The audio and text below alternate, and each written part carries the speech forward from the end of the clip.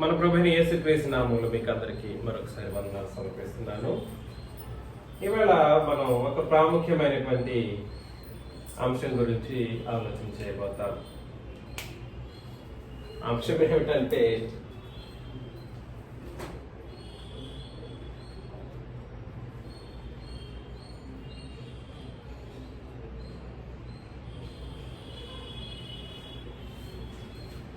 Part 1లే, అన్ని part 1లే చెప్తూ ఉంటాను. దయ్యముల బోధ. దయ్యముల బోధ గురించి మనం ఆలోచన చేయాలి. దయ్యముల బోధ, దయ్యాలు వచ్చి నిలబడి బోధ చేస్తాయా? దయ్యముల బోధను దయ్యాలు బోధించవు. దయ్యాలు వచ్చి నిలబడి బోధించవు. దయ్యముల బోధను బైబిల్ పట్టి గ్రంథంలో చెప్పబడిన సంగతులను బట్టి కాకుండా ఇష్టారాజ్య బోధలు చేసేటువంటి వాళ్ళు ఎవరైతే ఉంటారో వాళ్ళు చేస్తారు దయ్యముల బోధను. కాబట్టి దయ్యముల బోధను ఎవరు చేస్తారు? తిమోతికి రాసిన మొదటి పత్రిక 4వ అధ్యాయంలో, తిమోతికి రాసిన మొదటి పత్రిక 4:1 నుండి మనం చదువుతాం. అయితే కడవరి దినములలో కొందరు అబద్ధికులు వేషధారణ వలన మోసపరచుచు ఆత్మల యందును దయ్యముల బోధ యందును లక్ష్యముంచి, ఎవరి బోధ యందు? దయ్యముల బోధ యందును లక్ష్యముంచి విశ్వాస భ్రష్టులగుదరని ఆత్మ తేటగా చెప్పుచున్నాడు. అయితే అని అన్నాడు. అయితే అంటే అర్థం ఏమిటి? అయితే అంటే అర్థం ఏమిటి? అయితే అంటే అర్థం ఏమిటండి? జరిగించిన వారు కాదు.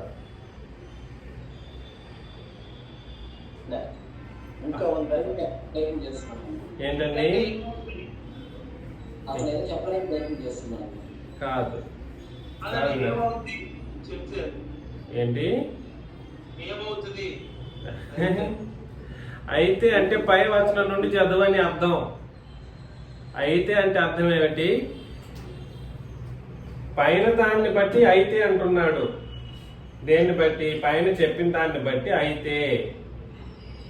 ఏంటిదో అయితే అంటే 14 నుండి, శీఘ్రముగా నీ వద్దకు వత్తునని నిరీక్షించుచున్నాను. అయితే నేను ఆలస్యం చేసిన ఎడలా దేవుని మందిరంలో అనగా జీవము గల దేవుని సంఘములో జనులు ఎలాగూ ప్రవర్తింపవలెనో, సంఘంలో జనులు ఎలాగూ ప్రవర్తించాలో అది నీకు తెలియవలనని ఈ సంగతులను నీకు రాయిచున్నాను. కాబట్టి అపోస్తలులు రాసినటువంటి దాని ప్రకారం జనులు ఏం చేయాలి? భూమి మీద సంఘంలో ప్రవర్తించాలి. అపోస్తలుల బోధనానుసారంగా ప్రవర్తించాలి. అపోస్తలులు ఏం బోధించారో దాని ప్రకారం సంఘంలో ప్రవర్తన అనేది ఉండాలి. ఆ సంఘము సత్యమునకు స్తంభమును ఆధారమునై ఉన్నది. నిరాక్షేపముగా దైవ భక్తిని కూర్చిన మర్మం గొప్పదై ఉన్నది. ఆయన సశరీరుడిగా ప్రత్యక్షుడయ్యను. దైవ భక్తిని కూర్చిన మర్మం. కాబట్టి ఇక్కడ దైవ భక్తి గురించి మాట్లాడుతూ ఉన్నాడు. దైవ భక్తి, విశ్వాసము. విశ్వాసం యొక్క క్రియారూపాన్ని ఏమంటారు? అనేక సార్లు చెప్పాను. విశ్వాసం యొక్క క్రియారూపము ఏమిటి?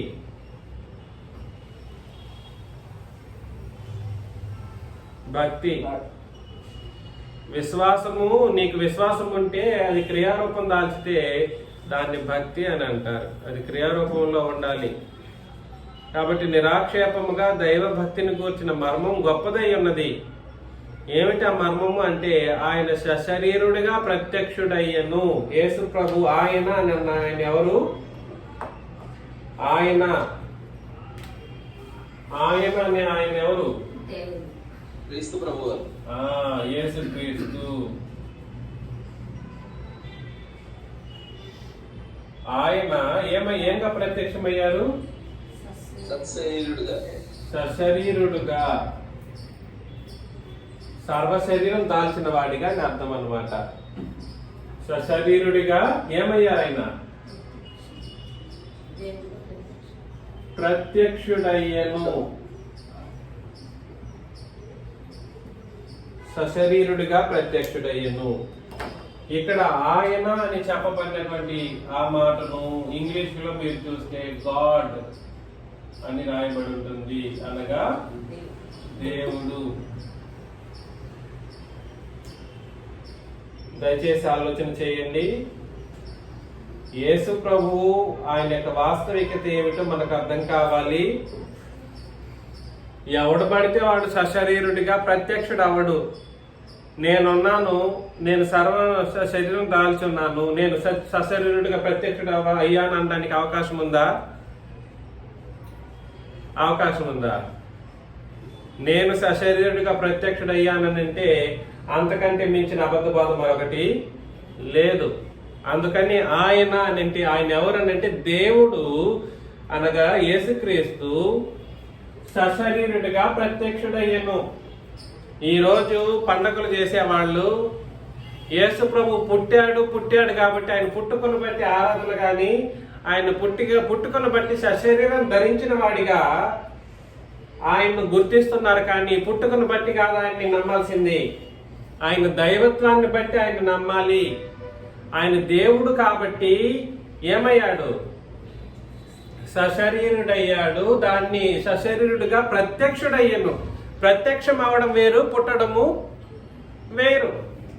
ప్రత్యక్షత నేను ఇంతకు ముందు కూడా చెప్పాను, ప్రత్యక్షం అవ్వడం అనే మాట దేవునికి సంబంధించిన మాట మాత్రమే. ప్రత్యక్షం అవ్వడం అని అంటే ఎవడు పడితే వాడు ప్రత్యక్షం అవ్వడు. హఠాత్తుగా నేను ఇక్కడ ఉన్నాను, ఇదే క్షణంలో నేను అమెరికాలో కనపడ్డాను అనుకోండి, నేను ఏమై ఉన్నాను?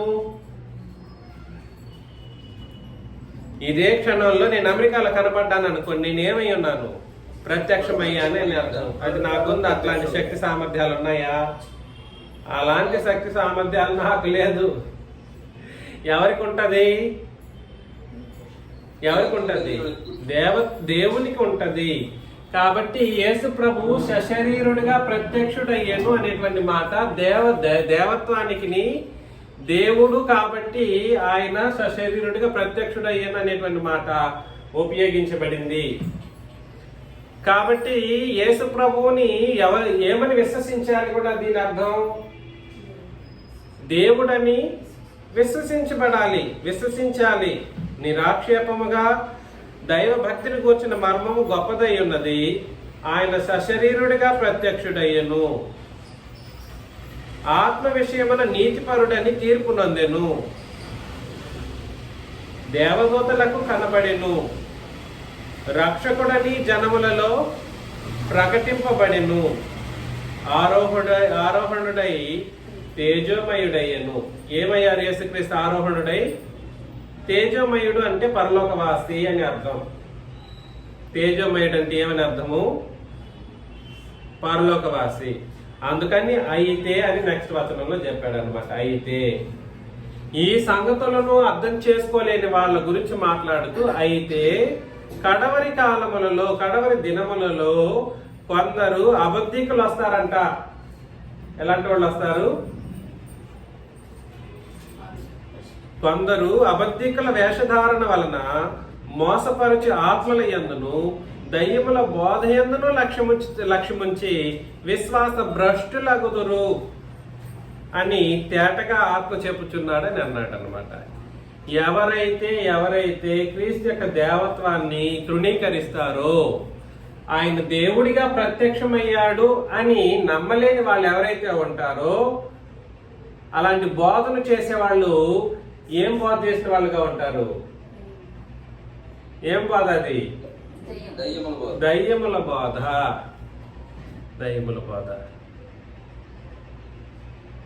అయ్యో మేము ఎప్పుడు అలా చెప్పలేదు, యేసు ప్రభు దేవుడిని ఒప్పుకుంటున్నాం కానీ ఆయన ఆరాధనకు పాత్రుడు కాదు అన్నారు అనుకోండి, అది ఏం బోధ?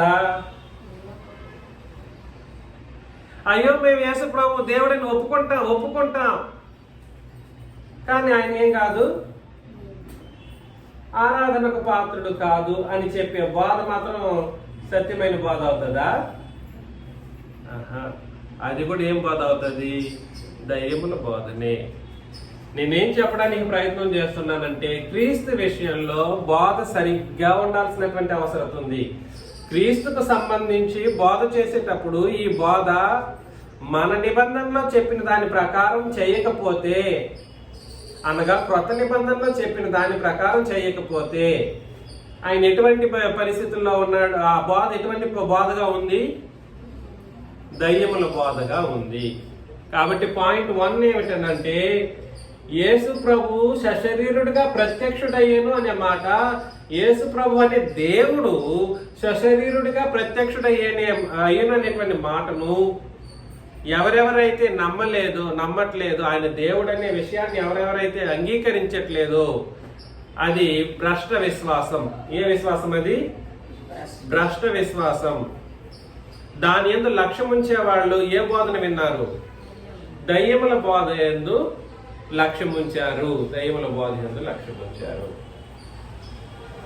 ఈరోజు ఆయన పుట్టాడు అని చెప్పి నమ్మేటువంటి వాళ్ళందరూ కూడా సరే ఏ బోధ యందు లక్ష్యం ఉంచారని అర్థం?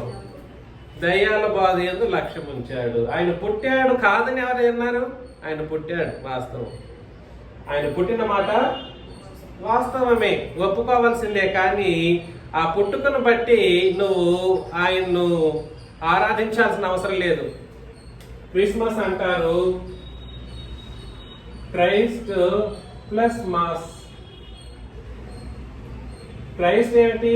క్రీస్తు. మాస్ ఏమిటి? ఆరాధన. క్రీస్తుకు చేసే ఆరాధన. ఇది ఒక డిసెంబర్లోనే చేయాలా, డిసెంబర్ 25వ తేదీ చేయాలంటే ఇది కంప్లీట్లీ రాంగ్. ఎందుకనంటే ఇది ఆయన పుట్టుకను బట్టి జరిగించే కార్యక్రమం కాదు, చేయాల్సిన అవసరం లేదు.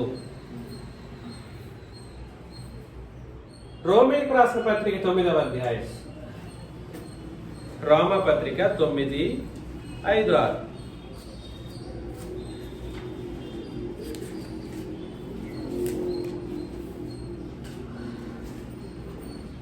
పితరులు వీరివారు, శరీరమును బట్టి క్రీస్తు వీరిలో పుట్టెను. శరీరమును బట్టి క్రీస్తు ఎవరిలో పుట్టారు? పితరులు అనగా ఇశ్రాయేలీల్లో పుట్టారు. ఈయన సర్వాధికారి అయిన దేవుడై ఉండి నిరంతరము స్తోత్రార్హుడై ఉన్నాడు. ఆమె చూసారా ఏమన్నాడు అక్కడ? యేసు ప్రభు శరీరాన్ని బట్టి ఎక్కడ పుట్టారు? శరీరమును బట్టేమో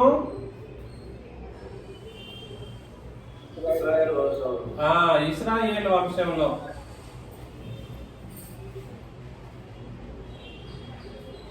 ఆ వంశంలో పుట్టారు, వాస్తవం. పుట్టినందుకు కాదు ఆరాధన, పుట్టినందుకు కాదు ఆయనకి స్తోత్రం చెల్లించాల్సింది. మరి దేన్ని బట్టి? సర్వాధికారి అయిన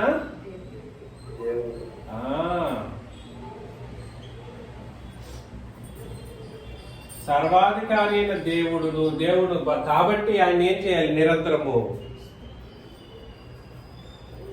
దేవుడు అని ఆయనకి ఏం చేయాలి?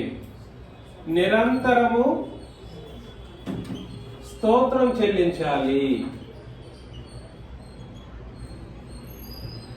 నిరంతరం అనే మాట ఎగిరిపోయింది ఇక్కడ. యేసు ప్రభు ఎప్పుడు ఆరాధన పాత్రుడు? ఆరాధనకే పాత్రుడు కాదు అనే స్తోత్రం అనే మాట ఆరాధన. ఈ 2 మాటలు గుర్తు పెట్టుకోండి. స్తోత్రం అనే మాట దేనికి సంబంధించింది? ఆరాధనకు సంబంధించింది. డేట్ ఫిక్స్ చేసుకుంటే నిరంతరం అనే మాట ఏమైపోతుంది? 25వ తేదీ డేట్ అనుకుంటే నిరంతరం అనే మాట ఏమైపోతుంది? నిరంతకం అయిపోతుంది. ఇది నిరంతకం అవడానికి ఉందా? దేవుడు ఆయన 2 ముఖ్యమైన సంగతులు, యేసు ప్రభు ఆరాధించబడడానికి కారణం 2 ముఖ్యమైన సంగతులు ఉన్నాయి. ఒకటి, ఆయన సర్వాధికారి అయిన దేవుడు. 2, నిరంతరం స్తోత్రించదగిన దేవుడు. ఏమిటేమిటి? సర్వాధికారి అయిన దేవుడు యేసు ప్రభు. 2, నిరంతరము స్తోత్రించదగిన దేవుడు. అసలు దేవుడే కాదన్నోడిని ఏమనాలి? దేవుడే కాదన్నోడిని ఏమనాలి? దయ్యములు బోధ చేసేవాడుగా పిలువబడాలి. రెండు, దేవుడిని ఒప్పుకున్న వాళ్ళు నిరంతరం ఆయన ఆరాధనకే పాత్రుడు కాదని చెప్పేటువంటి మనుషులు ఉన్నారు చాలా మంది. యేసు ప్రభు ఆరాధనకే పాత్రుడు కాదు అని చెప్పేటువంటి మనుషులు ఉన్నారు. అయితే వాక్యం ఏం చెప్పింది? ఆయన నిరంతరం స్తోత్రార్హుడు అని చెప్పింది. కాబట్టి వాక్యం ఒకటి చెప్పి దానికి కంప్లీట్ గా వ్యతిరేకంగా చెప్పేటువంటి వాళ్ళు ఏ బోధను బోధిస్తున్నారు? దయ్యాల బోధ చేస్తూ ఉన్నారు. అందులో లోకం ఏం చెప్పింది? లోకం ఏం చేసిందనంటే ఒక డిసెంబర్ 25వ తేదీకి ఆయన ఆరాధన పాత్రుడు, ఆయన 25వ తేదీ క్రిస్మస్ చేస్తాం, క్రీస్తు ఆరాధన చేస్తాం అన్నట్లు ఇది లోకం తయారు చేసుకునింది. ఇక్కడ యేసు ప్రభు ఆరాధన పాత్రుడు కాదని చెప్పే వాళ్ళు ఎంత దయ్యాల బోధన చేస్తున్నారు. అంతకంటే దానికంటే తక్కువైన విధానాల్లో ఏమి వీళ్ళు చేయట్లేదు. క్రిస్మస్ జరుపుకోవడం ఎంత తప్పో, యేసు ప్రభు ఆరాధనకు పాత్రుడు కాదని చెప్పడం కూడా సరే అంతే తప్పు. నేను చెప్పింది మీకు అర్థమవుతుందా? క్రిస్మస్ జరుపుకోవడం అనేది ఎంత తప్పో, అది ఎలాంటి అబద్ధ బోధగా దయ్యపు బోధగా ఉందో అంతే విధానంలోనే యేసు ప్రభు ఆరాధనకు పాత్రుడు కాదని చెప్పే బ్యాచ్ కూడా అదే పాపంలోనే ఉన్నారు. వీళ్ళేమి స్పెషల్ ఏం కాదు, వీళ్ళు అంతకంటే దారుణంగా ఉన్నారు ఇంకా చెప్పాలంటే. కాబట్టి ఈ మధ్యలో ఈ ప్రాంతంలో ఉన్నవాళ్ళు కూడా కొంతమంది ఏం చేస్తున్నారంటే యేసు ప్రభు ఆరాధనకు పాత్రుడు కాదు అని అంటున్నారు. ఆయన ఆరాధనకు పాత్రుడు కాదని అంటే వచనాలు ఏమైపోవాలి? ఉన్న లేఖన భాగాలు లేఖనం నిరర్ధకం అవడం అనేది కుదరదు. నీ బుద్ధిలో తప్పు పెట్టుకునేసి, నీ మనసులో దయ్యాన్ని పెట్టుకునేసి, నువ్వు దయ్యంగా ఉంటూ దయ్యపు బోధ చేయడంతో పాటుగా యేసు ప్రభు ఆరాధన పాత్రుడు కాదని చెప్పేటువంటి ఆలోచన విధానాలతో నువ్వు ఉంటుండగా వాక్యాన్ని నిరర్థకం చేసే పరిస్థితులు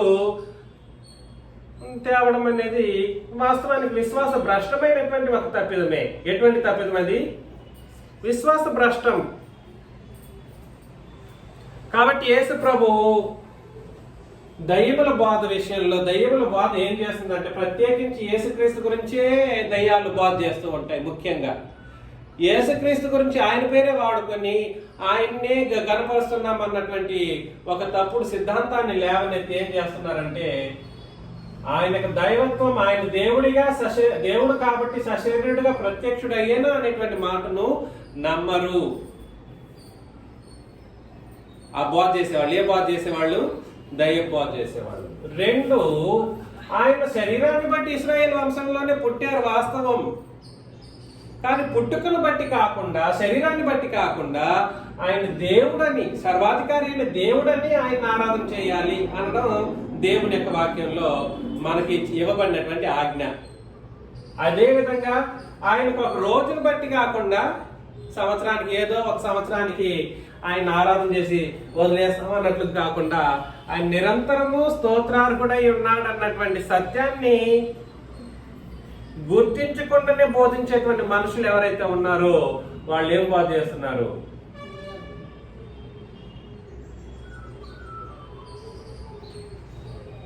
నిద్రపోతున్నారా?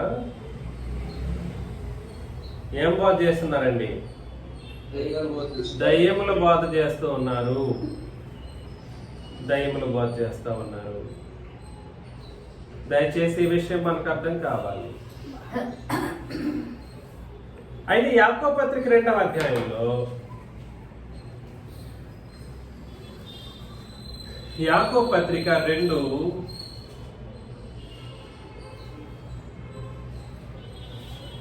19-20 వచనాలు మనం చదివినప్పుడు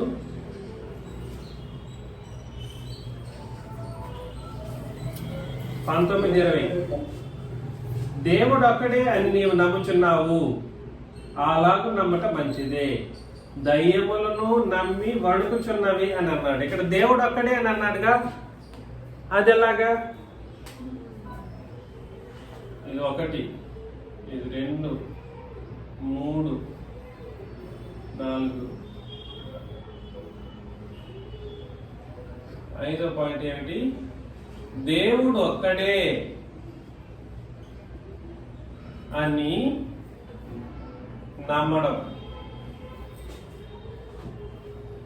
దేవుడు ఒక్కడే అని నమ్ముచున్నావు, అలాగ నమ్ముట మంచిదే. ఇది నమ్మాలి. ఇలాగా మనం కూడా నమ్ముతాం. అయితే ఇక్కడ దేవుడు అని యేసు ప్రభువుని చెప్పినప్పుడు ఈయన దేవుడు అన్నప్పుడు దేవుడు ఒక్కడైన మాట ఏమైపోతుంది? తప్పు అవుతుంది. కానీ అది తప్పు అవడానికి వీల్లేదు. ఎందుకు తప్పు అవడానికి వీల్లేదు అని అంటే, ఇక్కడ దేవుడు ఒక్కడనే మాట యేసు ప్రభుకి ఆపాదించి లేదా పరిశుద్ధాత్మకు ఆపాదించి చెప్పిన మాట కాదు.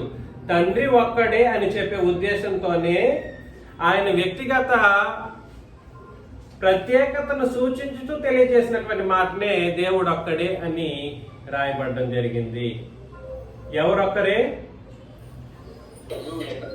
దేవుడు ఒక్కడే అనేటువంటి మాట ఎవరికి ఆపాదించాలి? ఇక్కడ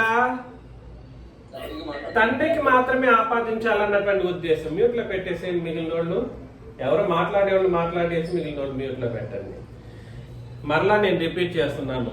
దేవుడు ఒక్కడే అని అన్నప్పుడు తండ్రి మాత్రమే దేవుడు అన్న ఉద్దేశం కాదు. ఇక్కడ దేవుడు ఒక్కడనే మాట తండ్రి మాత్రమే ఆయన ఒకడు అని చెప్పడాన్ని ఉద్దేశించి రాయబడింది. తండ్రి మాత్రమే ఒకడు, ఆయన ఒకడు. ఎందుకంటే ఎఫ్సి పత్రిక 4వ అధ్యాయంలో కూడా ఆ విషయం మళ్ళా తేటగా మాట్లాడేస్తాడు. ఎఫ్సి పత్రిక 4:4లో 4 నుండి 6 వచనాలు, శరీరం ఒక్కటే, ఆత్మయు ఒక్కడే, ఆ ప్రకారమే మీ పిలుపు విషయమై ఒకటే నిరీక్షణ యందుండుటకు పిలువబడితిరి. ప్రభువు ఒక్కడే, విశ్వాసం ఒక్కటే, బాప్తిసం ఒక్కటే, అందరికీ తండ్రి అయిన దేవుడు ఒక్కడే. అందరికీ తండ్రి అయిన దేవుడు ఒక్కడే. తండ్రి అనబడిన వాడు ఎంతమంది? యేసు ప్రభు మాత్రమే. యేసు ప్రభు తండ్రి అనడానికి ఉందా? లేదు. పరిశుద్ధాత్ముడి తండ్రి అనడానికి ఉందా? లేదు. ఎలాగైతే యేసు ప్రభు ఒక్కడే అని అన్నప్పుడు ప్రభు మాత్రమే ఒక్కడు, ఈ తండ్రి అయిన దేవుడు ప్రభు కాదు లేదా ఆత్మ ప్రభు కాదు అన్నటువంటి ఉద్దేశంతో కాకుండా దేవుడు అని ఆయన ఇక్కడ ఎవరి గురించి మాట్లాడుతున్నారనంటే తండ్రి అయిన దేవుడి గురించి మాట్లాడుతూ ఆయన ఒకడే అని అంటే ఇది త్రిత్వ బోధను ఖండిస్తూ ఉంది. ఏ బోధను ఖండిస్తుంది? త్రిత్వ బోధను ఖండిస్తుంది. ఎలా ఖండిస్తుంది అని అంటే, ఈయన దేవుడు అంటే ఇక్కడ దేవుడు అక్కడైనటువంటి మాట తండ్రిని ఉద్దేశించి రాయబడింది కాబట్టి ఆయన మాత్రమే ఒకడు.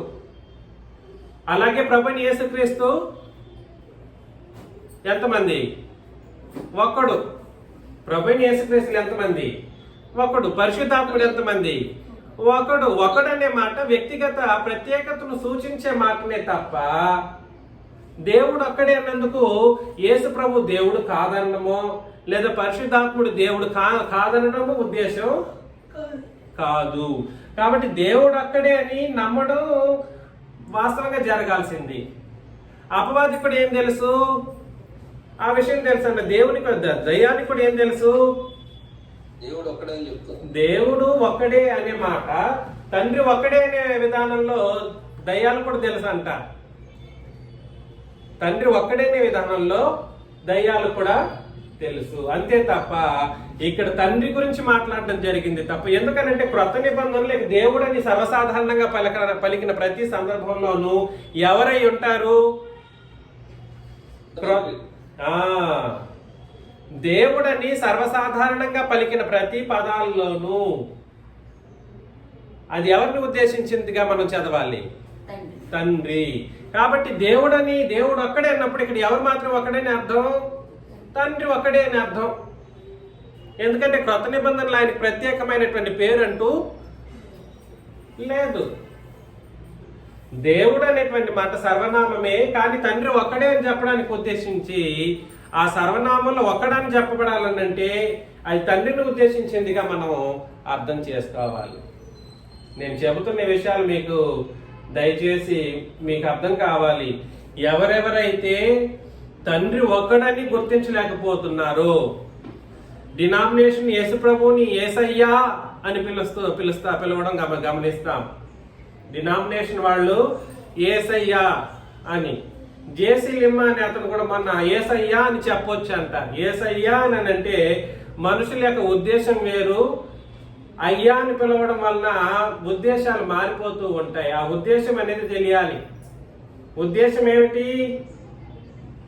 యేసయ్యా అని పిలవడంలో ఉద్దేశం ఏమిటనంటే ఆయన తండ్రి అనే ఉద్దేశంతో పిలిచే ఒక కార్యక్రమం మనం గమనిస్తూ ఉంటాం.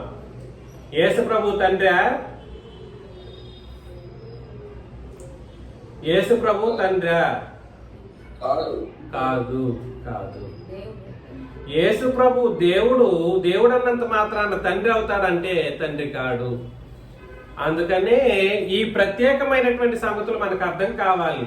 యేసు ప్రభుని యేసయ్యా అని చెప్పడానికి ఎవడైతే పూనుకుంటాడో వాడు ఏం బాధ చేస్తాడు? దయ్యముల బాధ. ఒక వచనం చూపించమంటే యేసు ప్రభుని అయ్యా అని పిలిచిన వచనాలను చూపిస్తున్నారు. కానీ క్రొత్త నిబంధనలో యేసు ప్రభుని అయ్యా అని పిలిచినట్లుగా ఎక్కడైనా ఉందా? అయ్యా అని అంటే మాస్టర్ అనే ఉద్దేశంతో అక్కడ ఉన్నటువంటి ప్రజలు మత్తయి, మార్కు, లూకా, యోహానుల్లో పిలిచారు. మాస్టర్ లేదా సార్ అనేటువంటి పదజాలాన్ని ఉపయోగించి యేసు ప్రభుని యేసయ్యా అని పిలవలేదు. అప్పుడు కూడా యేసయ్యా అని పిలిస్తే యేసును తండ్రిని పిలవడాన్ని ఉద్దేశించి యేసయ్యా అని పిలుస్తారు తప్ప యేసు ప్రభుని సార్ అని కానీ మాస్టర్ అని కానీ ఇప్పుడు పిలిచే అవకాశాలు ఉన్నాయా? ఇప్పుడు ఆ అవకాశమే లేదు. ఎందుకనంటే అలాంటి మాస్టర్షిప్ అనేది యేసు ప్రభుకి ఇంకా లేదు. ఆయన దేవుడికి వెళ్ళి పరలోకంలో కూర్చుని ఉన్నాడు. అందుకని నేను ఏం చెప్పడానికి ప్రయత్నం చేస్తున్నానంటే ఆయన యేసయ్యా అని పిలిస్తే తండ్రి అనే ఉద్దేశం ఇక్కడ రాంగ్ అవుతుంది. అదేవిధంగా ఆయన సారు లేదా మాస్టర్ అని పిలవచ్చు అనే ఉద్దేశం కూడా ఏమైపోతుంది? ఏమవుతుందండి? సారు లేదా మాస్టర్ అని పిలిచే ఉద్దేశం కూడా ఏమవుతుంది? కాబట్టి నేనేం చెప్పడానికి ప్రయత్నం చేస్తున్నానంటే అది అలాంటి బోధ. యేసు ప్రభుని యేసయ్యా అని పిలవచ్చు అని చెప్పేవాడు ఎవడైనా ఉంటే వాడు ఏమవుతాడు? ఏం బోధ చేసిన వాడిగా ఉంటాడు? దయ్యముల బోధ చేసిన వాడిగా ఉంటాడు. కాబట్టి ఇక నేను దేవుడు ఒక్కడే అనేటువంటి మాట ఎవరిని ఉద్దేశించి చెప్పడంతో ఇక్కడ మనం గుర్తించాలి. తండ్రిని ఉద్దేశించి ఆయన ఒక్కడే అనే ఉద్దేశంతోనే ఇక్కడ చెబుతుంది తప్ప ఇది యేసు ప్రభుకి సంబంధం కుదిర్చి యేసు ప్రభు దేవుడు కాదనడానికి ఉద్దేశించి రాయబడినటువంటి వచన భాగం కాదు. అదేవిధంగా పరిశుద్ధాత్ముడిని ఇక్కడ రుద్దేసి తీసుకొచ్చేసి ఆయన దేవుడు కాదని ఉద్దేశించడానికి చెప్పబడినటువంటి వచన భాగం అయితే కాదు. నేను చెబుతున్నది ఎంతమందికి అర్థమవుతూ ఉందో కొంచెం మనసు పెట్టి వింటేనే ఇవి అర్థమవుతాయి. కాబట్టి యేసు ప్రభుకి ఇక్కడ ఆపాదించేసి ఆయన దేవుడు కాదని లోకం ప్రకటిస్తే యేసు ప్రభువుని ఉద్దేశించి యేసు ప్రభువుని తండ్రి అనొచ్చు అనేవాడు కానీ యేసు ప్రభువుని మాస్టరు సార్ అని ఇప్పుడు పిలవచ్చు అని చెప్పేవాడు కానీ ఆ జేసీ లిమ్మా లాంటోడు ఏమయ్యాడు? ఏం బాధ చేస్తున్నాడు? దయ్యముల బాధ. ఎందుకనంటే మత్తయి, మార్కు, లూకా, యోహానుల్లో వాళ్ళకి మాస్టర్ ఎవరు? యేసు ప్రభు. ఇంకా మాస్టర్గా ఉన్నాడా? మాస్టర్గా కాదు. He is God. He is eternal God. ఆయన నిత్య శక్తి కలిగినటువంటి దేవుడు. హీఈస్ ద గ్రేట్ గాడ్ అంటే మహాదేవుడు. మహాదేవుని తీసుకొచ్చేసి మాస్టారు అని పిలవచ్చా? మహాదేవుడిని మాస్టర్ అని పిలవమని చెప్పమని వాడు ఏ బాధ చేశాడు? దయ్యాల బాధ చేశాడు. కాబట్టి నేను హెచ్చరిస్తున్న విషయాలు. కాబట్టి దయ్యాల బాధ ఎందు లక్ష్యం ఉంచిన వాడు ఎవడైనా కూడా సరే, ఇంకా కూడా సరే, యేసుక్రీస్తు యొక్క దైవత్వాన్ని అర్థం చేసుకోలేకపోతూ ఉన్నాడు. ఆయన దైవత్వం అనేది సంపూర్ణంగా అర్థం అవ్వాలి. ఇదే నేను గొంతు చించుకొని చెప్తున్న విషయం. యేసు ప్రభు సాదాసీదా వ్యక్తి కాదు. ఇంకా ఆయన సార్ కాదు, ఇంకా మాస్టర్ కాదు. ఆయన సర్వాధికారి దేవుడు. ఆయన నిరంతరం స్తోత్రించదగిన దేవుడు. ఆ దేవుడిని నమ్మిన వాళ్ళు కూడా ఏం చేయట్లేదంటే యేసు ప్రభుకి ప్రార్థనలో స్తోత్రం చెల్లించట్లేదు, పాటల్లో మంచి ఆయన స్తోత్రించి పాడట్లేదు, అదేవిధంగా ఆయనకు ఆరాధనే చేయట్లేదు. వీళ్ళందరూ ఖండిస్తారంట. ఎక్కడి నుండి దేన్ని ఖండిస్తారు? అబద్ధ బోధ, దయ్యముల బోధను తీసుకొచ్చేసి సత్యాన్ని ఖండించే అవకాశాలు ఉంటాయా? దయ్యాల బోధన తీసుకొచ్చేసి అబద్ధాన్ని ఖండించే అవకాశం ఉండగలదా? ఖండించడం అని అంటే నేను నన్ను ఆపగలిగితే ఖండించారని అర్థం. ఎవరిని? నా నోటిని కానీ మీరు అబద్ధం చెప్పారు, ఈ అబద్ధ బోధ చేయొద్దు అని నా నోటిని నన్ను కన్విన్స్ చేసి, మనల్ని కన్విన్స్ చేసి ఆ బోధను ఆపేయగలిగేసేటట్లుగా చేస్తే అప్పుడు ఏమవుతారు? ఖండించిన వాళ్ళు అవుతారు. ఖండిస్తున్నారంట. ఎవడు ఖండించగలడు? ఈ సత్యాన్ని తీసుకొచ్చేసి చేసేది అబద్ధ బోధ, ఖండించేది దేంతో? అబద్ధ బోధ ఖండిస్తే ఖండించిపోతారా? కాబట్టి దాడి ప్రకాష్ అనేటువంటి అతను కానీ వీళ్ళందరూ కూడా ఇలాంటి దారుణమైన స్థితిగతుల్లో ఉన్నారు. కాబట్టి నేను హెచ్చరిస్తున్న విషయం ఏమిటంటే, దయ్యముల బోధ ప్రాముఖ్యంగా యేసుక్రీస్తు గురించినటువంటి విషయంలో ఈ రోజు మనం పరిశీలన చేస్తూ ఉన్నాం. యేసుక్రీస్తు విషయంలో దయ్యముల బోధ ఏమై ఉందో మనం పరిశీలన చేస్తూ ఉన్నాం.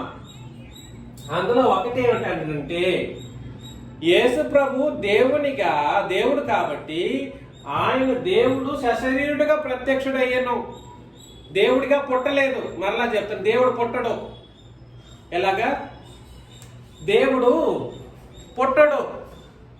ఆయన శరీరాన్ని దాల్చి పుట్టాడు కానీ దేవుడిగా ఆయన పుట్టలేదు. కానీ దేవత్వం యొక్క సర్వసంపూర్ణత ఆయన శరీరంలో కూడా వచించింది. ఆ శరీరం అనే మాట నేను మరలా మాట్లాడతాను. ప్రస్తుతానికి మీరు ఈ విషయం గుర్తుపెట్టుకోండి. ఆ యేసు ప్రభు సశరీరుడిగా ప్రత్యక్షుడయ్యను. ఏమిగా? సశరీరుడిగా ప్రత్యక్షుడయ్యనంటే దేవుడు సశరీరుడిగా ప్రత్యక్షుడయ్యను, పుట్టిన కాదు, ప్రత్యక్షుడయ్యను. ఆయన శరీరమును బట్టి ఇశ్రాయేల్ వంశంలో పుట్టారు, వాస్తవం. శరీరమును బట్టి ఇశ్రాయేల్ వంశంలో పుట్టారు, వాస్తవం. అందును బట్టి క్రిస్మస్ లేదా క్రీస్తుకి ఆరాధన అనేది చేయకూడదు. రెండవ పాయింట్, శరీరమును బట్టి పుట్టినందుకు ఇశ్రాయేల్ వంశంలో క్రీస్తుకు ఆరాధన అనేది చేయకూడదు. మరి సర్వాధికారి అయిన దేవుడని ఆయన్ని మనం అందరం ఏం చేయాలి? ఆయనకు ఆరాధన చేయాలి. అదేవిధంగా ఆయన నిరంతరము స్తోత్రార్హుడని ఆరాధన చేయాలి. వీటిని సర్వాధికారి అయిన దేవుడిని యేసు ప్రభుని నమ్మని వాళ్ళు ఏ బోధ చేసేవాళ్ళుగా ఉన్నారు? ఏ బోధ వినేవాళ్ళుగా ఉన్నారు? దయ్యముల బోధ చేసేవారిగాను, దయ్యముల బోధను వినేవారిగాను ఉన్నారు. అదేవిధంగా యేసు ప్రభు నిరంతరము స్తోత్రార్హుడు అని అన్నప్పుడు డిసెంబర్ 25వ తేదీకి ముడిపెట్టిన వాళ్ళు ఎంత తప్పు చేస్తున్నారో, అసలు ఆరాధనకే పాత్రుడు కాదని చెప్పిన వాళ్ళు కూడా అంతకంటే డినామినేషన్ కంటే మోసంగా తయారయ్యారని వాక్యం సెలవిస్తుంది. అలాంటి బోధ ఏం బోధ? దయ్యముల బోధ. కాబట్టి ఒకసారి ఆలోచన చేసుకోండి. కాళ్ళ మీద కాళ్ళు వేసుకొని లేదా చక్కగా కూర్చొనో పెద్ద వయసు కలిగిన ఒక వ్యక్తి బోధలు చేస్తా ఉన్నాడు. యేసు ప్రభు ఆరాధనకు పాత్రుడు కాదని బోధ చేసిన వ్యక్తి ఎవరి తరఫున బోధ చేశాడు? ఎవరి తరఫున బోధ చేశాడండి? దయ్యం తరఫు నుండి బోధ చేశాడు. ఎన్ని దశాబ్దాలుగా చేశాడు. తిరిగి వీళ్ళు అంటారు, ఆయన ఎక్స్పీరియన్స్ అంత ఏజ్ కూడా ఉండదు నీకని. దయ్యాల బోధ నువ్వు ఎన్ని సంవత్సరాలు బోధిస్తే ఏముంది? ఎట్లా? దయ్యాల బోధను ఎన్ని సంవత్సరాలు బోధిస్తే ఏమి లాభం? నరకానికే ప్రాయం. దేవుడు ఒక్కడే అని నమ్మడం, అలా నమ్మాల్సినటువంటి పరిస్థితి మనకు ఉంది. దయ్యాలు కూడా నమ్ముతాయంట. కాకపోతే దయ్యపు బోధ ఏమిటనంటే, ఇక్కడ ఈ వచనాన్ని తీసుకెళ్లి ఎవరికి ఆపాదిస్తారు? యేసు ప్రభువుకి గాని. ఈ వచనాన్ని తీసుకెళ్లి ఎవరికి ఆపాదిస్తారు? అక్కడ లేని పరిశుద్ధాత్మని తీసుకొచ్చి అక్కడ ముడిపెట్టి దయ్యాల బోధ చేస్తారన్నమాట. ఈ వచనం ఎవరిని ఉద్దేశించింది? తండ్రిని ఉద్దేశించింది. కాబట్టి తండ్రి ఒక్కడే అనే ఉద్దేశంతో దేవుడు ఒక్కడే అనే మాట ఇక్కడ రాయబడింది తప్ప యేసు ప్రభు దేవుడు కాదనడానికి కానీ, యేసు ప్రభు తండ్రి అనడానికి కానీ, యేసు ప్రభు అయ్యా అనడానికి కానీ, యేసు ప్రభు సారు అని పిలువబడ్డానికి కానీ, మాస్టారు అని పిలువబడ్డానికి కానీ ఉద్దేశించినటువంటి సందర్భం కాదు. అలా చెప్పొచ్చు అని చెప్పేవాడు ఏ బోధ చేసినవాడు? చెప్పండి, ఏం బోధ చేశాడు? దయ్యముల బోధ చేశాడు. మరలా తిమోతికి రాసిన పత్రికలోకి వెళ్ళిపోతాం. మొదటి అధ్యాయం, మొదటి తిమోతికి రాసిన పత్రిక 4వ అధ్యాయం, 4వ అధ్యాయం మరొకసారి 2వ వచనంలో మొదటి 2 వచనాలు చదువుతాం, 3వ వచనం వరకు చదువుతాం. అయితే కడవరి దినములలో, అయితే అంటే పైన చెప్పబడిన వ్యక్తి ఎవరు? పైన చెప్పబడిన వ్యక్తి ఎవరు? యేసుక్రీస్తు. అయితే కడవరి దినములలో, ఇది లాస్ట్ దినాలు, ఇప్పుడు లాస్ట్ దినం ప్రారంభమైపోయింది. నేను అందుకే మిమ్మల్ని హెచ్చరిస్తున్నాను, మనం ప్రపంచమే ఎక్కువ రోజులు ఉండబోయేది లేదు. యేసు ప్రభు వచ్చే సమయం ఆసన్నమైంది. ఇంకా చిన్న చిన్న లోటుపాట్లు మనం కలిగి ఉంటే సరిదిద్దేసుకోండి. నేను ఇదే చెప్తున్నాను. సరిదిద్దుకోకపోతే మన ప్రభు అయిన క్రీస్తు వస్తారు, వచ్చి సరిదిద్దుకోలేని మనల్ని ఏం చేసేస్తారు? వదిలేస్తారు, నరకానికి పంపించేస్తారు. చిన్న చిన్న తప్పులతో మనం నరకానికి పోవడానికి వీలు లేదు. సమస్త ప్రపంచాన్ని ఎదిరించి, కుటుంబీకులను ఎదిరించి వచ్చిన వాళ్ళం మనం.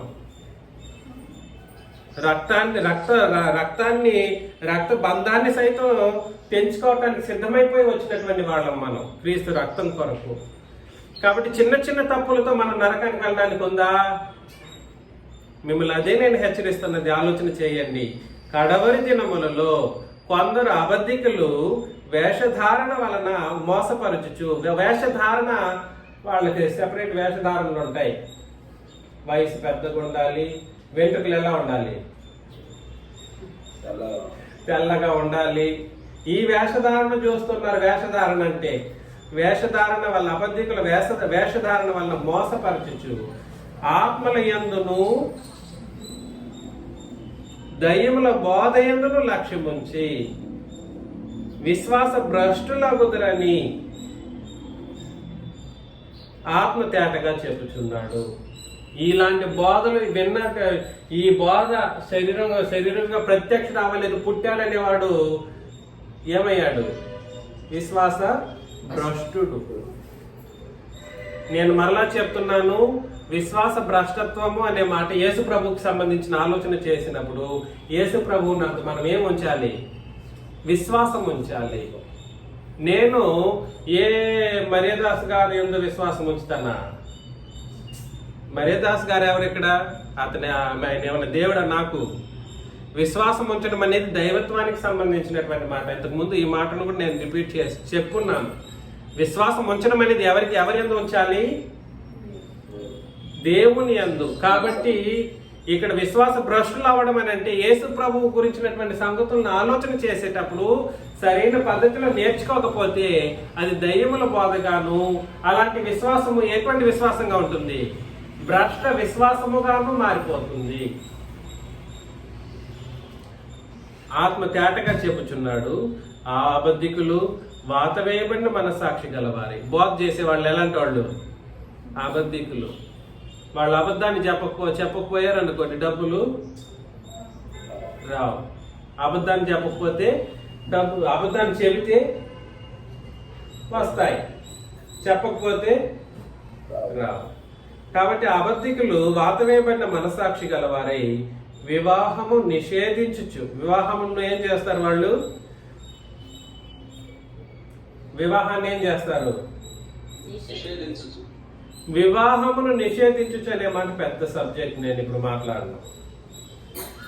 కొంతమంది వివాహాలను నిషేధిస్తూ ఉంటారు. అసలు పెళ్లి అవసరం లేదనే వాళ్ళు కొంతమంది ఉన్నారు. పెళ్లి చేసుకోండి కానీ వీళ్ళని చేసుకోకూడదని కొంతమంది నిషేధాలు పెడుతూ ఉంటారు. పెళ్లి విషయంలో దేవుడు ఎవరికి ఎటువంటి నిషేధం పెట్టలేదండి. మీరు కానీ కొరింథీయులకు రాసిన మొదటి పత్రిక 7వ అధ్యాయాన్ని సంపూర్ణంగా చదివితే, ఎవరైనా అవిశ్వాసికి విశ్వాసరాలైన కన్యకను ఇవ్వాలని అనుకుంటే ఇవ్వచ్చు, ఇవ్వకూడదా? ఇవ్వచ్చు. విశ్వాసుడైన భర్త అవిశ్వాసరాలైన భార్యతో కొనసాగించవచ్చా, కొనసాగించకూడదా? కొనసాగించవచ్చు. అది దేవుడు పెట్టినటువంటి ఆజ్ఞ. దాన్ని నిషేధం అని ఎలా నువ్వు చెప్తావు? ఈ ప్రాంతంలోనే అలాంటి బోధలు చేసిన వాళ్ళు ఉన్నారు. బాప్తిస్మానికి ముందు పెళ్లి పెటాకులు అయిపోయినటువంటి పరిస్థితుల్లో కొంతమంది ఉంటూ వాళ్ళ బాప్తిస్మానికి ముందు అది జరిగిపోయింది, అంతా జరిగిపోయింది. ఈ సంఘంలోకి చేర్చబడ్డారు. పరిశుద్ధమైన జీవితాన్ని కొనసాగించేటప్పుడు పరిశుద్ధరాలైనటువంటి ఒక సహోదరుని పెళ్లి చేసుకుని సంతోషంగా బ్రతుకుతా ఉన్నారు. తిరిగి అంట వాళ్ళు వెళ్ళి అంతకు ముందు పెళ్లి చేసుకున్నటువంటి స్త్రీ సహోదరిని తీసుకొచ్చుకుంటేనే సంఘంలో లేదంటే రావద్దని లేనిపోని అబద్ధాలను కల్పించినటువంటి పరిస్థితులు ఉన్నాయి. నిషేధం అది. అందుకని వివాహముని నిషేధించు అని అంటే వాళ్ళ బోధనలు ఇప్పుడు నేను చెప్పిన ఈ మాటలను బట్టి ఏమని అర్థమైపోతుంది? వాళ్ళు ఎటువంటి వాళ్ళు? దెయ్యాల బోధ చేసేవాళ్ళు, ప్లస్ విశ్వాస భ్రష్టులు, ప్లస్ అబద్ధమును బోధించిన వాళ్ళు, అబద్ధాన్ని బోధించిన వాళ్ళు, అబద్ధికులు. కాబట్టి వివాహము నిషేధించి, ఇది పెద్ద సబ్జెక్టు కాబట్టి ఒక 4 పాయింట్లు అట్లా వదిలాను. సత్య విషయమై అనుభవ జ్ఞానము గల విశ్వాసులు కృతజ్ఞతాస్తుతులు చెల్లించి పుచ్చుకొని నిమిత్తము దేవుడు సృజించిన ఆహార వస్తువులను కొన్నిటిని తినుట మానవలనని చెప్పుదురు. దేవుడు సృజించిన ఆహార వస్తువులు. ఎవరు సృజించిన ఆహార వస్తువులు? దేవుడు సృజించిన, అంటే సృష్టిలో నుండి డైరెక్ట్ గా మన దగ్గరకు వచ్చే ఆహార వస్తువు ఏదైతే ఉందో దాన్ని మనం ఏం చేయాలి? తినాలి. ఏంటండి నేను చెప్పింది అర్థమవుతుందా? సృష్టిలో నుండి దేవుడు సృష్టించిన, అనగా సృష్టిలో నుండి డైరెక్ట్ గా వచ్చిన ఆహారం ఏదైతే ఉందో ఆహార వస్తువును మనం ఏం చేయొచ్చు? తినాలి. అందులో కొన్ని తినకూడదు అని ఇక్కడ బోధకుడు బోధిస్తాడు అన్నమాట. సహోదరులను పెట్టుకుని కూర్చోబెట్టేసి తినకూడదు, ఆహార వస్తువుని తినకూడదంటే అదేం బోధ? దయ్యముల బోధ. దేవుడు సృజించిన ప్రతి వస్తువును ఎటువంటిది? 4 చదవండి. దేవుడు సృజించిన ప్రతి వస్తువును మంచిది, కృతజ్ఞతాస్తుతులు చెల్లించి పుచ్చుకొనని ఎడల ఏదియూ నిషేధింపదగినది కాదు. అనగా అది దేవుని వాక్యం వలన, ప్రార్థన వలన పవిత్రపరచబడుచున్నది అని అన్నాడు అనమాట. కానీ తినకూడదని నేను బోధ చేస్తే అది తప్పు. తినకూడదు, మాకు అది సెట్ కాదు, మేము తినమని ఎవరికి వాళ్ళు నిర్ణయించుకుంటే అది తప్పు కాదు. అర్థమవుతుందా? మేము తినట్లేదు, మాకు మా పరిస్థితులను బట్టి మేము తినకుండా ఉండిపోయాము కాబట్టి మాకు అది అనవసరం, మేము తినమండి అని ఎవరికి వాళ్ళు నిర్ణయించుకుంటే అది ఆరోగ్య రీత్యానో వాళ్ళ యొక్క పరిస్థితులను బట్టి తినకుండా నిర్ణయించుకుంటే అది ఎవరు తప్పు చెప్పగలరు? డైరెక్ట్ గా ఇచ్చేటువంటి ఆహార వస్తువు తినొచ్చు, కానీ తినకూడదని బోధ మాత్రం ఏం చేయకూడదు?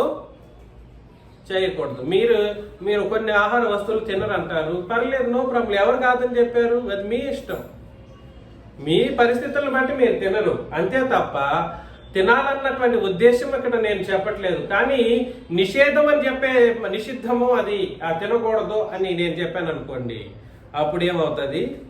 దేవుడు సృష్టించిన ప్రతి ఆహార వస్తువు తినుటకు యోగ్యమైనది, అది పవిత్రమైనది. అలా తినకూడదు అన్న వ్యక్తి ఎవరు? ఒక వ్యక్తి ఉన్నాడు, నిషిద్ధమైనది, అపవిత్రమైనది అని. ఎవరు? పేతురు చెప్పాడు. అరే, నేను ఇచ్చిన దాన్ని కూడా నువ్వు అట్లా అంటావా? నేను పంపించింది నువ్వు అపవిత్రమైనది అని నువ్వు ఎలా అనగలవు అని దేవుడు ఖండించడం మనం గమనిస్తాం. కాబట్టి నేనేం చెప్పడానికి ప్రయత్నం చేస్తున్నానంటే, పవిత్రము అపవిత్రం అనేటువంటి మాటలకు సంబంధించి కూడా సరే, కొన్నిటిని తినాలి, కొన్నిటిని తినకూడదని నేను చెప్పకూడదు, బోధ చేసేవాడు చేయకూడదు. ఆరోగ్య రీత్యానో లేదా ఇతరత్ర పరిస్థితుల ప్రభావాలను బట్టి తినకూడదని మీరు నిర్ణయించుకుంటే అది మీ ఇష్టం. అర్థమవుతుంది కదండి నేను చెబుతున్నది? కాబట్టి నేను ఇక్కడ గ్రంథం మనకు హెచ్చరిస్తున్న విషయం ఏమిటంటే, అబద్ధ బోధల్ని మనం ఏం చేయాలి? అబద్ధ బోధల్ని మనం పసిగట్టాలి. అబద్ధ బోధల్ని పసిగట్టకపోతే, లక్ష్యం ఉంచారనుకోండి, ఏమైపోతారు? విశ్వాసంలో భ్రష్టులు అవుతారు. 6వ వచనం, ఈ సంగతులను సహోదరులకు వివరించిన ఎడల, చూసారా, ఈ సంగతులను ఏం చేయాలి? సహోదరులకు వివరించిన ఎడల నీవు అనుసరించుచు వచ్చిన విశ్వాస సుబోధ సంబంధమైన వాక్యముల చేత పెంపారుచు క్రీస్తు యేసునకు మంచి పరిచారకుడవై ఉండు. కాబట్టి సహోదరులకు ఏం చేయాలి? సరైనటువంటి విధానంలో వివరించాలి. నీవు అనుసరించుచు వచ్చిన విశ్వాస సుబోధ సంబంధమైన వాక్యముల చేత. మంచి పేరు పెట్టాడు క్రొత్త నిబంధన బోధకు. ఏం బోధ అండి? నీవు అనుసరించుచు వచ్చిన విశ్వాస సుబోధ సంబంధమైన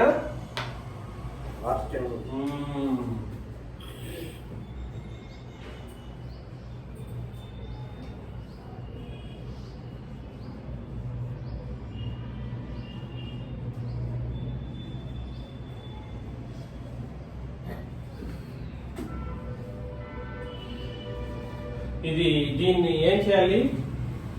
అనుసరించాలి. ఈరోజు విశ్వాసం అంటే ఏమిటో తెలియదు మనుషులకి. గలతి పత్రిక 3లో మనం అనేక సార్లు, వేల సార్లు నేను చెప్పాను, అయ్యా పాత నిబంధనల విశ్వాసం వేరు, క్రొత్త నిబంధనల విశ్వాసము వేరు. మన విశ్వాసం ఎంతకాలం అయితే, ఎప్పటి నుండి బయలుపరచబడింది? ధర్మశాస్త్రం అంతమైనప్పటి నుండే, ముగించబడినప్పటి నుండి మన విశ్వాసం క్రీస్తు రక్తం ద్వారా బయలుపాటులోకి వచ్చింది. ఈ విశ్వాసం అనేదే తెలియట్లేదు. విశ్వాస సుబోధ సంబంధమైన వాక్యమును ఎలా బోధించగలడు? విశ్వాసమే ఫెయిల్ అయిపోయింది. నేను చెప్తున్నది మీకు అర్థమవుతుందండి. గలతి పత్రిక 3:23 ఒకసారి చదవండి. గలతి పత్రిక 3:23.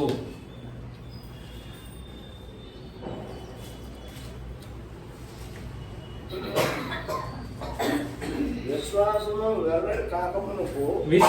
వెల్లడి కాకమునుకు ఇక ముందుకు బయలుపరచబడబోవు విశ్వాసము అవలంబింపవలసిన వారముగా, ఇక ముందుకు బయలుపరచబడబో విశ్వాసమును అవలంబింపవలసిన వారముగా చెరలో ఉంచబడినప్పుడు మనము ధర్మశాస్త్రమునకు లోనైన వారము. కాబట్టి ఇశ్రాయేలు జనాంగం చెరలో ధర్మశాస్త్రం ప్రకారం ఏం చేయబడ్డారు? చెరలో ఉంచబడ్డారంట.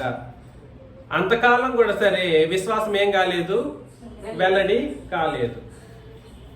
అంటే అది 66 పుస్తకాల విశ్వాసం గురించి మాట్లాడుతుందా? మాట్లాడదు. ఈ క్రొత్త నిబంధన విశ్వాసం గురించి మాట్లాడుతూ ఉంది. క్రొత్త నిబంధనలోనే క్రొత్త నిబంధన విశ్వాసం ఉంది. అది పాత నిబంధనలు ఏం కాలేదు, వెల్లడి కాలేదు. క్రొత్త నిబంధన విశ్వాసం క్రొత్త నిబంధనలో బయలుపరచబడింది. అది పాత నిబంధనలో వెల్లడియే కాలేదు. మరి రెండింటిని కలిపి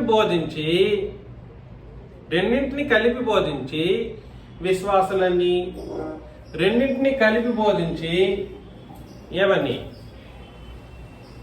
మేము ఆరాధన చేస్తున్నామని, రెండింటిని కలిపి బోధించి మేము నీతిమంతులమని చెప్పుకునేవాడిని ఏమనాలి? అబద్ధికుడు అనాలా? అబద్ధికుడు అనాలా వద్దా? వాళ్ళనే అబద్ధికులు అంటారు. కాబట్టి ఈ విశ్వాస సుబోధ సంబంధమైనటువంటి వాక్యాన్ని అనుసరించని వాళ్ళు ఎవరైనా ఉంటే వాళ్ళందరూ కూడా సరే ఏం బోధ చేసిన వాళ్ళుగా ఉంటారు? దయ్యముల బోధ యందు లక్ష్యం ఉంచిన వాళ్ళుగా ఎంచబడతారు. దీనికి వ్యతిరేకంగా మాట్లాడుతూ ఉన్నారు నేడు. నాకు వ్యతిరేకంగా మాట్లాడడం అంటే ఈ సత్యానికి వ్యతిరేకంగా మాట్లాడడం అని. వీళ్ళందరూ కూడా సరే సత్యం ప్రకారం బ్రతకడానికి ఇష్టం లేని వాళ్ళు ఏం బోధ మీద లక్ష్యం ఉంచారు? దయ్యముల బోధ యందు లక్ష్యం ఉంచారు. దయచేసి అర్థం చేసుకోండి. ప్రభుని యేసుక్రీస్తు నందు విశ్వాసం ఉంచేటువంటి సుబోధ సంబంధమైనటువంటి, సుబోధ అని అంటేనే క్రొత్త నిబంధన బోధ, మంచి బోధ. సుబోధ అంటే ఏమిటి? క్రొత్త నిబంధన బోధ, అది మంచి బోధ. ఈ క్రొత్త నిబంధన బోధ ప్రకారం ఎవరైతే బ్రతుకుతారో వాళ్ళు మాత్రమే ఏమై ఉంటారు? విశ్వాస సుబోధ సంబంధమైన వాక్యముల చేత పెంపారుచు యేసుక్రీస్తునకు మంచి పరిచారకుడవై ఉండువు అని అన్నాడు అన్నమాట. కాబట్టి బోధించేవాడు సరైనటువంటి బోధ చేయాలి. ఈ బోధ చేయకుండా ఇష్టారాజ్య బోధలు చేశాడు అనుకోండి, అది ఏ బోధ అవుతుంది? దయ్యముల బోధ. నేడు ఆదివారాల్లో మన సంఘం ఒకటి కాకుండా మిగిలిన సంఘాలన్నీ ఏం బోధ చేసుకుంటూ ఆరాధన చేస్తున్నారు? దయ్యాలు బోధ. అక్కడ ఉన్నది ఎవరు? అక్కడ కూర్చుంటున్నది ఎవరు? ఆరాధన స్వీకరిస్తూ కూర్చుంటున్నది ఎవరు? సాతాను, అపవాది. అర్థమవుతుందని నేను చెప్పేది. అపవాదికి చేసి అపవాదికి లక్షల రూపాయలు పోగు చేసి ఖర్చు పెడతా ఉన్నారు, కానీ సత్యాన్ని గ్రహించడానికి రావట్లేదు ముందుకి. సత్యాన్ని గ్రహించడానికి కనీసం నేను చెప్పేది వినడానికి కూడా ఇష్టపడట్లేదు. కొంతమంది అయితే వినడానికి కూడా ముందుకు రావట్లేదు. వీళ్ళందరూ కూడా సరే క్రీస్తుకు మంచి పరిచారకులు కాకుండా అపవాదికి పరిచారం చేసిన వాళ్ళుగా, వాళ్ళందరూ నరకానికి పాత్రులైనట్లుగా ఉంటాయి. నెక్స్ట్ 7వ వచనం. అపవిత్రములైన ముసలమ్మ ముచ్చట్లను విసర్జించి, ఇది నెక్స్ట్ ఆలోచన చేయండి. అపవిత్రములైన ముసలమ్మ ముచ్చట్లు.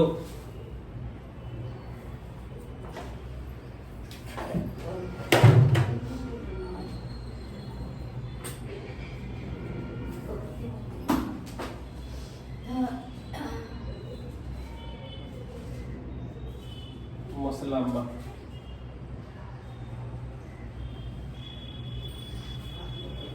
ఇది కూడా దేంట్లో భాగం? దయ్యముల బోధలో భాగం అన్నమాట.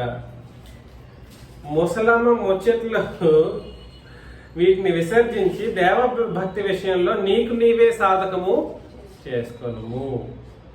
కాబట్టి బోధ చేసేటువంటి వాడు ఈ అపవిత్రములైనటువంటి ముచ్చట్లు ఏం చేయకూడదు? బోధించకూడదు. బోధ చేసేవాడు ఏం చేయకూడదు? మీకు కూడా నేను హెచ్చరించే విషయం ఏమిటంటే, లోకంలో బోధించేటువంటి బోధల పట్ల అన్నిట్లో ఈ ముచ్చట్లే ఉంటాయి. లోకంలో బోధించే వాళ్ళందరూ ఏ ముచ్చట్లు బోధిస్తారు? ఈ ముసలమ్మ ముచ్చట్లే బోధిస్తూ ఉంటారు. దేవభక్తి విషయంలో నీకు నీవే ఏం చేయాలి? సాధకం చేసుకోవాలి. 8 చివరిగా, శరీర సంబంధమైన సాధకం కొంచెం మట్టుకే ప్రయోజనకరమవును, కానీ దైవ భక్తి ఇప్పటి జీవం విషయంలోనూ రాబో జీవం విషయంలోనూ వాగ్దానంతో కూడినదైనందున అది అన్ని విషయముల్లో ప్రయోజనకరమగును. కాబట్టి దైవ భక్తి అంటే ఎట్లాంటి దైవ భక్తి? క్రీస్తునందు సరైనటువంటి విధానంలో దైవ భక్తిని మనం కలిగి ఉండాలి. అది నిబంధనాత్మకంగా సుబోధ సంబంధమైన వాక్యాలను బట్టి దైవ భక్తిని కలిగి ఉండాలి. అపవిత్రములైన ముస్లిం ముచ్చట్లను బట్టి కాకుండా, క్రీస్తుని గురించి నేర్చుకోవలసినటువంటి విధానాలను బట్టి కాకుండా, మీకు దైవ బోధలు ఎందు లక్ష్యం వచ్చిన వాళ్ళు విశ్వాస భ్రష్టులు అవుతారు. అక్కడ అన్నాడు, దైవ భక్తి ఇప్పటి జీవం విషయంలోనూ రాబో జీవం విషయంలోనూ వాగ్దానంతో కూడినదైనందున అది అన్ని విషయంలో ప్రయోజనకరము అగును అని అన్నాడు అనమాట. కాబట్టి దైవభక్తి సరిగ్గా ఉంటేనే ఏమవుతారు? ఇప్పటి జీవం విషయంలోనూ రాబో జీవం విషయంలోనూ వాగ్దానంతో కూడిన వాళ్ళుగా ఉంటారు. ఖచ్చితంగా పరలోకం పోతారు. పరలోకమే కదా మన ఉద్దేశం అండి. పరలోకానికి పోవాలి, రాబో జీవంలో అనగా నిత్య జీవంలో నేను ప్రవేశించాలి అని అంటే ముందు మనం కలిగి ఉండవలసింది ఏమిటి? దైవభక్తి. ఆ దైవభక్తి క్రీస్తుకు సంబంధించింది, తండ్రికి సంబంధించింది, అది నిబంధనకు సంబంధించింది. అర్థమవుతుందా నేను చెప్పేది? క్రొత్త నిబంధనను బట్టి కాకుండా నేను దైవభక్తిని కలిగి ఉన్నాను అని చెప్పేవాడు ఎవడైనా ఉంటే వాడు ఏమవుతాడు? రాబో జీవంలో ప్రవేశాన్ని కోల్పోతాడు. ఒక ఆయన చెప్పాడు, ఏమన్నాడు తెలుసు కదా? పాత నిబంధన భక్తిని బోధిస్తుంది అని అన్నాడు. పాత నిబంధన దేన్ని బోధిస్తుంది? భక్తిని బోధిస్తుందంట. అలా చెప్పినోడు నరకంలోనే ఉంటాడు. అలా చెప్పినోడు ఎక్కడుంటాడు? నరకంలోనే ఉంటాడు. కాబట్టి ఈ వాక్యము నమ్మదగినది, పూర్ణాంగీకారమునకు యోగ్యమునై ఉన్నది అని అన్నాడు అనమాట. కాబట్టి ఈ వాక్యం అంటే అపోస్తులు చెప్పినటువంటి విశ్వాస సుబోధ సంబంధమైన వాక్యమును అనుసరించి బ్రతికే వాళ్ళు ఆ వాక్యము పూర్ణాంగీకారమునకు అంటే అర్థం ఏమిటి? ఈ వాక్యము నమ్మదగినది, పూర్ణాంగీకారములకు యోగ్యమునై ఉన్నది. అంటే ఏ వాక్యం గురించి? క్రొత్త నిబంధనలు కంప్లీట్ గా మనం ఏం చేయాలి? పూర్ణంగా అంగీకరించాలి. ఆ విషయం గురించి మాట్లాడడం జరుగుతుంది. పూర్ణంగా అంగీకరించాల్సినటువంటి పరిస్థితి ఉంది. దీంట్లో అటు ఇటు ఏం చేయకూడదు, ఊగలాడకూడదు, స్థిరముగా ఉండాలి. క్రొత్త నిబంధనకు వస్తాననే వాళ్ళు ఖచ్చితంగా స్థిరముగా ఉండి జరిగిస్తే వాళ్ళకి రాబో జీవంలో ఏం కలుగుతుంది? రాబో జీవంలో ప్రవేశం కలుగుతుంది. ఎవరు చూశారులే, పరలోకం ఎందుకులే, మాకు అవసరం లేదు అనుకుంటే ఇక్కడ వచ్చి కూర్చోవలసిన అవసరము లేదు, ఎంత కష్టము అవసరం లేదు. ఎవరి హాయిగా ఇంట్లో మంచిగా ఏదో మటన్ చికెన్ తినేసి పడుకొని నిద్రపోవచ్చు, హాయిగా ఉండొచ్చు. కాబట్టి మిమ్మల్ని అందరినీ నేను హెచ్చరిస్తున్న విషయాలను గుర్తుపెట్టుకోండి. ఇవాళ మనం నేర్చుకున్న సంగతి ఏమిటంటే దయ్యముల బోధ. అందులో పార్ట్ 1 దయ్యముల బోధలో యేసుక్రీస్తుకు ప్రత్యేకించినటువంటి సంగతులను ఆలోచన చేశాం. ఆయన దేవుడు కాబట్టి సశరీరుడుగా ప్రత్యక్షుడయ్యాను. ఆయన శరీరమును బట్టి ఇశ్రాయేలు వంశంలో పుట్టినప్పటికీ ఆ పుట్టుకను బట్టి ఆయన ఆరాధన అనేది చేయకూడదు. మరి దేన్ని బట్టి చేయాలి? ఆయన సర్వాధికారి అయిన దేవుడు కాబట్టి ఆయన్ను ఆ దేవత్వాన్ని బట్టి ఆరాధన చేయాలి. ఆయన నిరంతరము స్తోత్రార్హుడు కాబట్టి ఆయన నిరంతరము ఏం చేయాలి? ఆరాధన చేయాలి. అంతే తప్ప ఆరాధనకు పాత్రుడు కాదనే వాళ్ళు, వీళ్ళకంటే తక్కువైన వాళ్ళు, క్రిస్మస్ ని జరుపుకునే వాళ్ళకంటే తక్కువైన వాళ్ళు కాదు. వాళ్ళు ఆ క్రిస్మస్ జరుపుకోవడం వాళ్ళకి సంతోషం. నువ్వు జరుపుకోకుండా నువ్వేం చేస్తున్నావు? నరకానికి వెళ్ళిపోతున్నావు. అది సంగతి. ఐదో విషయం ఏమిటంటే దేవుడు అక్కడే దయ్యాలు కూడా నమ్ముతాయి, మనం కూడా నమ్మాలి. కాకపోతే ఇక్కడ దేవుడు అక్కడే చెప్పబడిన దేవుడు ఎవరు? తండ్రి అనే దేవుడు. అంతే తప్ప ఆయన ఒక్కడైన ఉద్దేశంతోనే ఇక్కడ రాయబడింది తప్ప యేసు ప్రభు దేవుడు కాదని గాని లేదా పరిశుద్ధాత్ముడు దేవుడు కాదని గాని ఉద్దేశంతో ఇక్కడ రాయబడలేదు. ఎందుకంటే ఎన్ని సందర్భాల్లో, చాలా సందర్భాలు యేసు ప్రభు దేవుడని పరిశుద్ధాత్ముడు దేవుడని మనకు వాక్యము హెచ్చరిస్తూ ఉంది. కాబట్టి దేవుడు అక్కడే అన్నందుకు యేసు ప్రభుకి ఆపాదించేసి కొంతమంది దేవుణ్ణి తండ్రి అన్నట్లుగా వీళ్ళు కూడా యేసు ప్రభుని ఏమంటూ ఉంటారు? అయ్యా అని అన్నారు. అయ్యా అని అనకూడదని మన సహోదరులు ఒక తమ్ముడు అవినాష్ తమ్ముడు చెబితే దాన్ని కౌంటర్ చేస్తే ఇంకొకటి ఏం చేశాడంటే ఆయన అయ్యా అని కూడా అనకూడదా? అయ్యా అని కూడా అనకూడదా అంటే అనకూడదు. క్రొత్త నిబంధనలు ఎక్కడుందో చూపించు. కాబట్టి అయ్యా అని ఎందుకు అనకూడదని అంటే యేసు ప్రభు సున్నతి పొందాడు, నువ్వు పొందుకున్నావా? అయ్యా అనేది సున్నతిని బట్టి పిలువబడటం జరిగింది. అక్కడ పిలిచిన వాళ్ళు, సున్నతి పొందుకున్న వాళ్ళు యేసు ప్రభుని సున్నతి పొందుకున్నటువంటి వ్యక్తిగా చూసినందుకు పిలిచారు. నువ్వు పిలవకూడదు అంటున్నా, నువ్వు పిలిచే నువ్వు. కాబట్టి యేసు ప్రభు అయ్యానా? అయ్యా కాదు, మాస్టర్. ఇంకా మాస్టర్గా ఉన్నాడా? ఇంకా మనకు మాస్టర్ కాదు, ఆయన దేవుడు. ఆయన ఏమై ఉన్నాడు? దేవుడై ఉన్నాడు. అదే విధంగా సర్వాధికారి అయిన దేవుడు, మహాదేవుడు. ఎన్ని మాటలు ఉన్నాయి చెప్పండి? నిరంతర స్తోత్రార్హుడు. ఆ తర్వాత ఆయన ఏం దేవుడు? దేవుడిగా ఉన్నాడు. ఆయన దేవుని యొక్క స్వరూపి అయి ఉన్నాడు. ఆయన మహాశక్తి కలిగిన దేవుడై ఉన్నాడు. మహాప్రభు, మహాశక్తి కలిగిన, మహత్తు కలిగిన మాట కలిగిన వాడు. అంటే మహాశక్తి కలిగినటువంటి మాటలు కలిగిన వాడు అని ఆయన దైవత్వాన్ని హెచ్చరిస్తూ ఉంది. అలా కాదనేవాడు ఏమై ఉంటాడు? దయ్యముల బాధ చేసిన వాడిగా ఉంటాడు. అదేవిధంగా విశ్వాస సుబోధ సంబంధమైన వాక్యమును మనం ఏం చేయాలి? అనుసరించాలి. ఇది ఏ వాక్యం? విశ్వాస సుబోధ సంబంధమైన వాక్యం అంటే ఏ వాక్యం? ఇది క్రొత్త నిబంధన అవుతుందా, పాత నిబంధన అవుతుందా, లేదా రెండు కలిపింది అవుతుందా? విశ్వాసం అంటేనే మారిపోతుంది. ఇక్కడ నిబంధన కిందకి వచ్చేసేయాలి. ఎందుకంటే మన విశ్వాసము మనదే. మన విశ్వాసం పాత నిబంధనలో లేదు. మన విశ్వాసం ఎక్కడ లేదు? పాత నిబంధన లేదు. కాబట్టి విశ్వాస సుబోధము సంబంధమైన వాక్యం అని అంటే క్రొత్త నిబంధన వాక్యాల ప్రకారం మాత్రమే మనము బ్రతకాలి, అనుసరించి ప్రవర్తించాలి. అలా కాదు అని చెప్పి 66 పుస్తకాలను కలిపినోడు ఏం బోధ చేశాడు? ప్రతి ఒక్కడు ఈ రోజు అదే బోధ చేస్తూ ఉన్నాడు. చివరిగా అపవిత్రమైనటువంటి ముస్లిం ముచ్చట్లు మనం ఏం చేయాలి? విసర్జించాలి. బోధకుడు ముందు విసర్జించాలి, ఆ తర్వాత విశ్వాసులు విసర్జించాలి.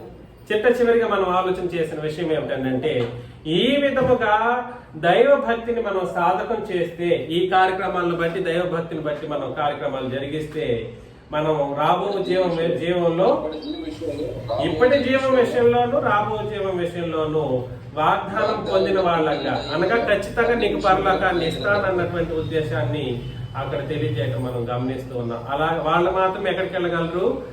రాబో జీవంలో లేదా నిత్య జీవములో ప్రవేశించగలరు. ఈ వాక్యం ఎటువంటిది? పూర్ణాంగీకారమునకు యోగ్యమై ఉన్నది. కాబట్టి మీకు అందరికీ క్రీస్తు నామములో వందనాలు సమర్పిస్తూ ముగిస్తున్నాను.